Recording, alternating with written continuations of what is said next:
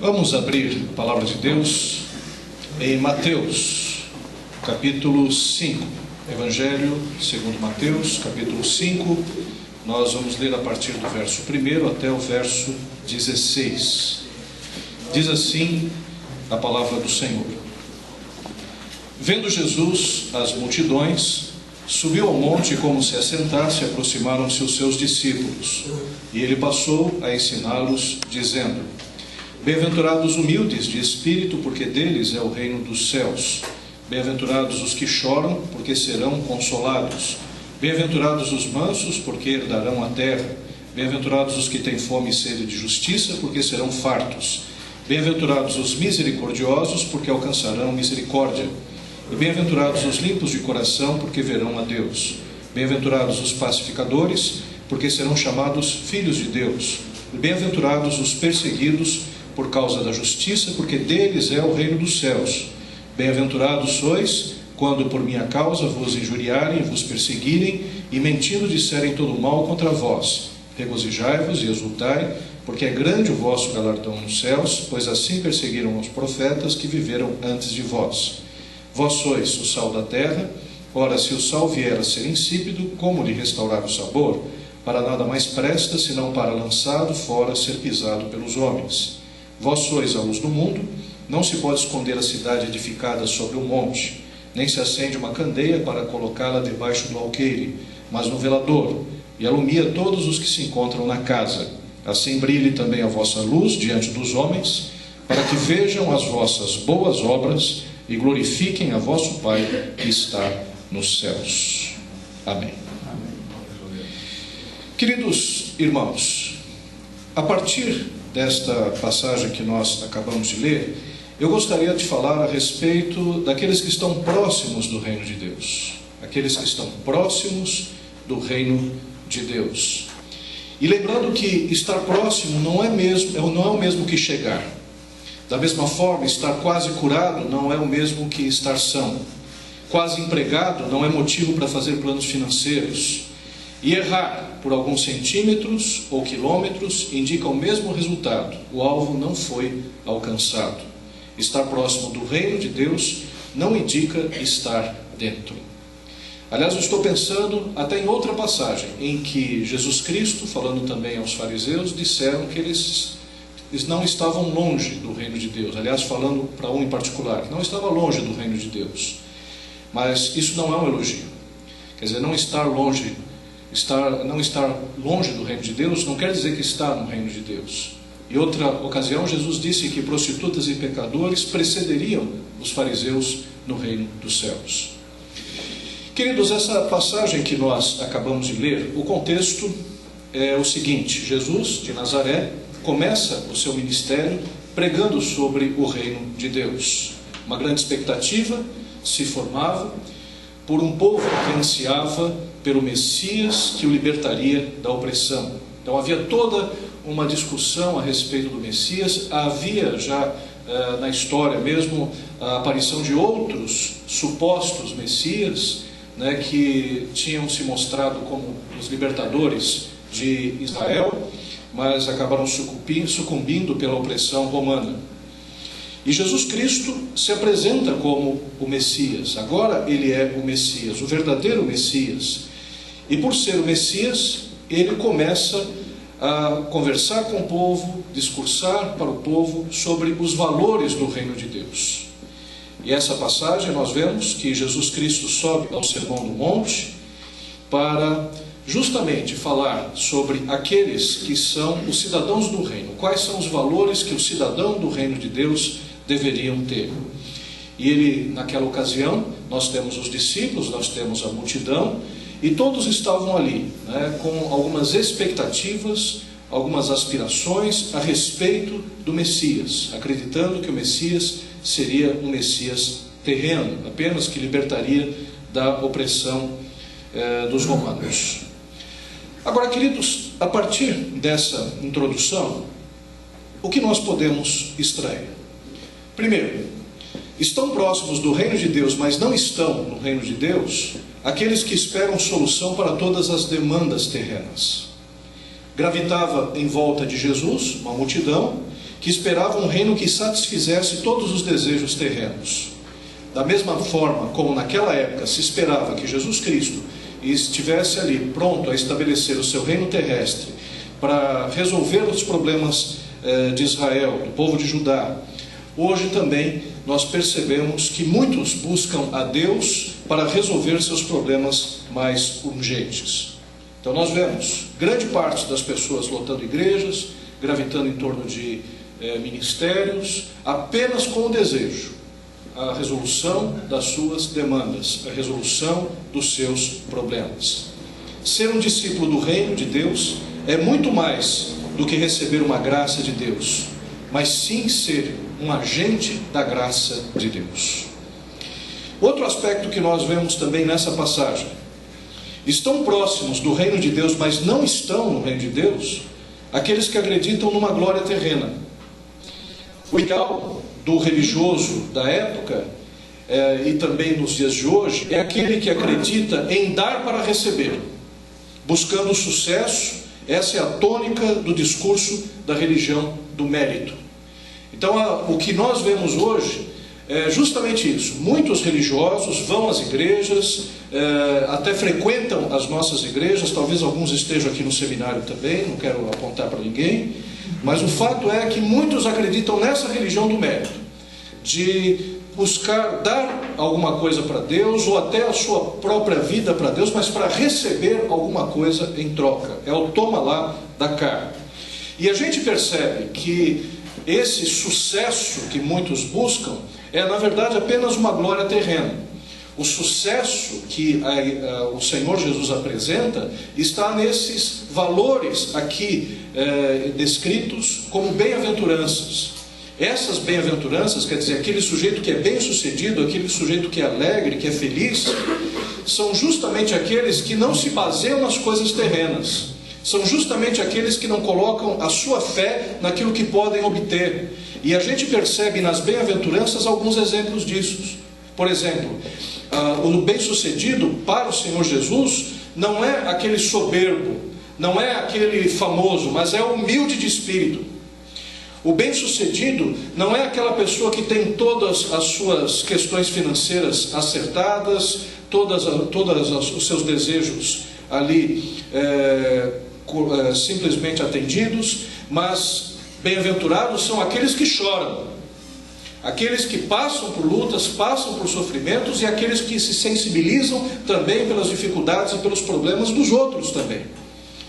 No reino de Deus, também nós vemos que melhor do que ter a sua fome saciada, é melhor ter fome e sede de justiça, porque esses sim serão fartos por Deus, e assim por diante. Nós percebemos que os valores do reino de Deus não estão relacionados com o sucesso que muitas vezes é apregoado no mundo através dos pregadores da autoajuda, ou até mesmo nos nossos púlpitos, porque a gente sabe que quando não se prega a Bíblia, se prega autoajuda nas igrejas. Se a gente não fica na Bíblia, a gente vai pregar autoajuda. E isso é um dos males do nosso tempo. Outro aspecto nós vemos também. Estão próximos do reino de Deus os que possuem uma religiosidade insípida. Estão próximos, mas não estão dentro. O legalismo judaico apenas forma um séquito de convertidos a rituais e liturgias humanas. Nós podemos visualizar desta forma os fariseus, os saduceus, mas principalmente os fariseus, que promoviam um legalismo, promoviam uma religiosidade baseada simplesmente na observância, no mérito. E o cidadão do reino, ele não age dessa forma, ele não está vendendo a ideia da religiosidade. Aliás, as pessoas estão hoje, mais do que nunca, fora dessa ideia de religiosidade. Segundo o IBGE, o grupo que mais cresce é justamente aqueles sem igreja, aqueles que acreditam em Deus, mas não conseguem participar de uma igreja organizada. Por quê? Porque grande parte das igrejas organizadas estão pregando uma religião do mérito, estão preocupadas no toma lá da cá, nos sacrifícios, e por conta disso, muitos têm se afastado da igreja. O cidadão do reino é diferente porque ele permite que a sua vida exale sabor. É o sal da terra que tempera as coisas. O cidadão do reino, ele trata a vida de uma outra forma, ele tem uma alegria do Espírito Santo de Deus.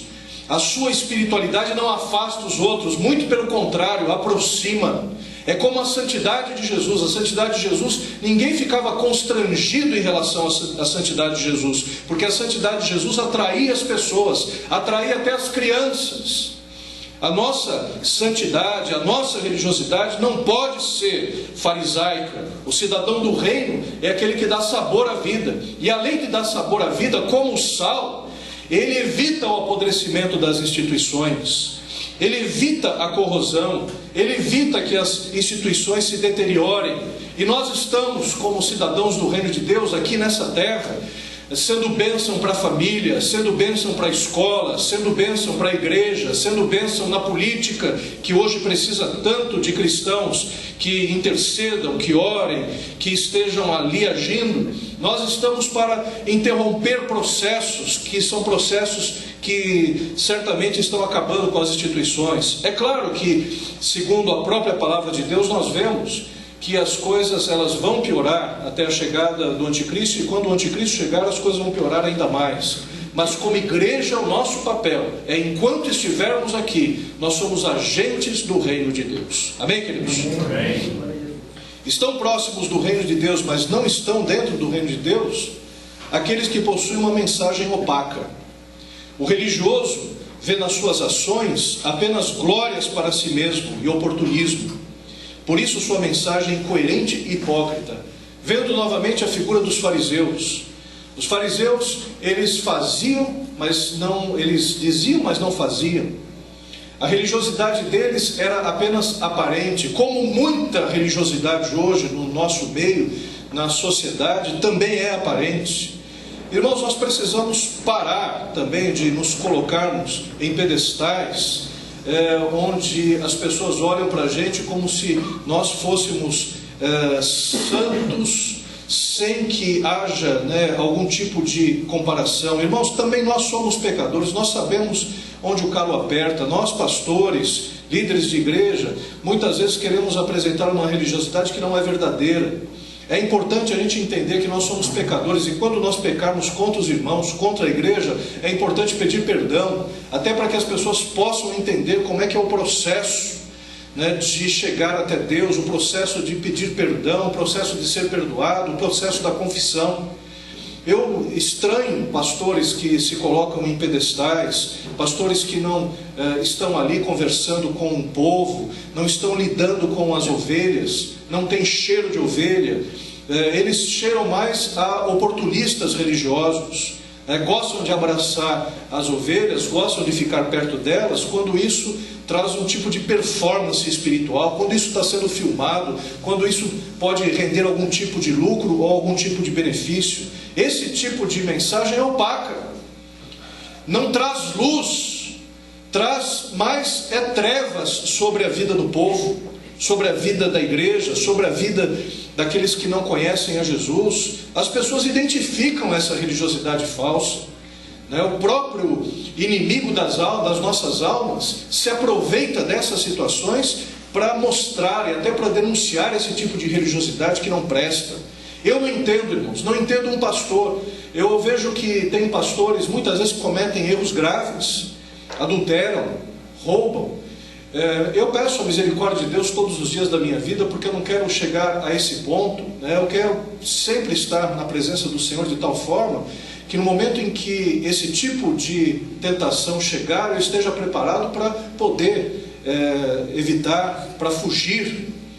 Mas eu vejo alguns pastores que erraram. Eu não entendo como é que um pastor que erra não pede perdão, não se coloca na ordem de pastores também e se coloca humildemente dizendo: olha, errei, pequei, eu mereço sim a disciplina, eu mereço ser afastado da igreja, eu me submeto àquilo que os irmãos estabelecerem para a minha vida. Eu não entendo isso. Nessa vivência que eu tenho, essa pouca vivência que eu tenho no ministério, eu já vi vários casos de pastores que foram meus professores, pastores que me ensinaram, pastores que eu tive convivência, no momento do erro, no momento do pecado, no momento que deveriam mostrar grandeza, fizeram o contrário, se colocaram numa posição de dominadores do povo, nicolaítas, como diz no Apocalipse. Numa ocasião, na Ordem de Pastores, acho que os irmãos até devem saber disso, teve um pastor que quis dar uma carteirada na Ordem de Pastores, se colocou numa posição, estava numa situação de disciplina, ele pegou, levantou a carteirinha e diz: olha, eu sou o número 7 aqui dessa ordem, e daí que é o 7, podia ser o primeiro, mas quis dar uma carteirada nos outros pastores ali, dizendo: quem são vocês para me disciplinar, porque eu tenho aqui, eu tenho o número 7 aqui, talvez o número da perfeição, não sei o que ele quis dizer com isso, mas o fato é que o cidadão do reino traz uma mensagem luminosa, que transcende o discurso, se manifestando nas obras. Aliás, o Senhor Jesus, ele mostra isso: assim brilhe também a vossa luz diante dos homens, para que vejam as vossas obras. Então, tal qual o sal, a luz também é aquela que brilha, e brilha através de atos de justiça, através do fruto do Espírito nas nossas vidas. O cidadão do reino é assim. O cidadão do reino ganha as pessoas, não pelo muito falar, não para uma espécie de religião xiita, do não pode. Nós apresentamos muito mais o que é o reino de Deus do que aquilo que não se pode fazer. Muitas vezes a gente se prende na religião do não pode, mas nós temos como cidadão do reino a graça de Deus, e a gente supera até aquilo que não devemos fazer, porque Deus nos dá essa graça infinita. O cidadão do reino encarna verdadeiramente os valores cristãos em sua vida. Irmãos, eu quero concluir dizendo que o cidadão do reino de Deus, ele não fica gravitando em volta dos benefícios do Senhor. O cidadão do reino não se preocupa com uma performance cristã para impressionar os que estão ao seu redor. O cidadão do reino simplesmente é o que é. Sua essência é cristã. Os valores de Deus brotam da sua vida. Aliás, rios de água viva brotam do seu interior. O Espírito Santo de Deus vaza sobre a sua vida, da sua vida. Então nós podemos dizer que o cidadão do reino é aquele que encarna esses valores, que vive esses valores. Irmãos, que nós não fiquemos apenas próximo do reino de Deus, mas que sejamos parte integrante do reino de Deus através dos valores de Cristo Jesus. Amém, queridos? Amém.